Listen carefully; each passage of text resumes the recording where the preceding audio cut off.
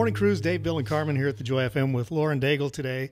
I want to talk a little bit about, well, first of all, let me just say I was listening to the album last night, and this is one of those albums that I think partially because being from Louisiana, where we have such a musical melting pot. You got blues, you got Zydeco, you got jazz, you got pop, you got rock, country. It's all there, right? Mm-hmm. Gospel, it just all melts in there. When I put your album on, it just feels like home because that's what I hear, right? Yes. It's all in there.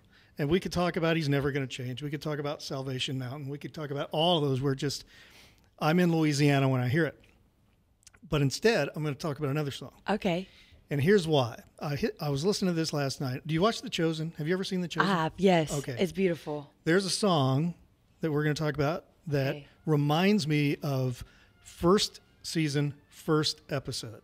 Okay. Mary Magdalene. Yeah. Most of the episode is about her and her struggles. They don't call her Mary. They call her by a different name. I can't remember right off.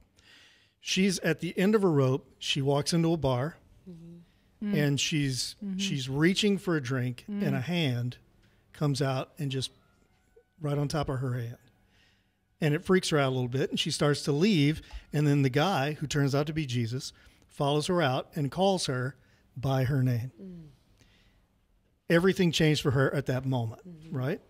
So the song New has some elements of this, especially second verse, which talks about, you used to go here, you used to do this, and I don't see that anymore. So tell us about New.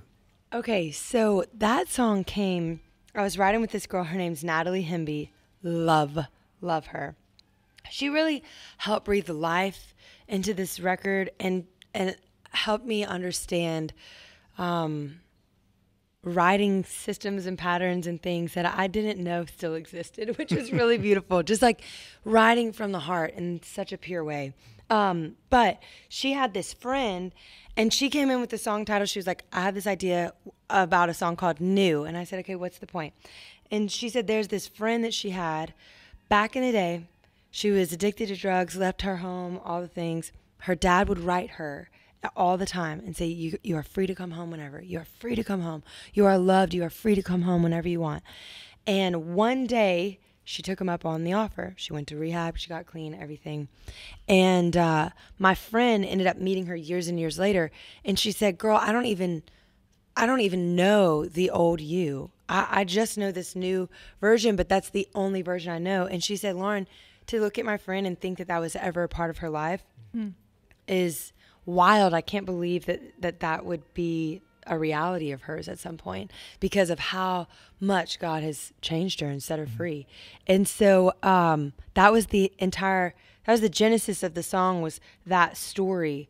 And then weaving it in, we were like, let's make it something that's like fun, that people can, in all different walks of life can relate to a scenario. So it's like fictitious places, right? I don't know of a place named Diablo's, blah, blah, blah, blah, blah, whatever. Right. But it was kind of the idea, storytelling element that we brought into it. And I love that song. I love the energy. I love the excitement. And I love that it brings joy into a scenario of God can really breathe anything that feels old, stale, dry, weary, into newness of life, genuinely. Yeah. Yeah.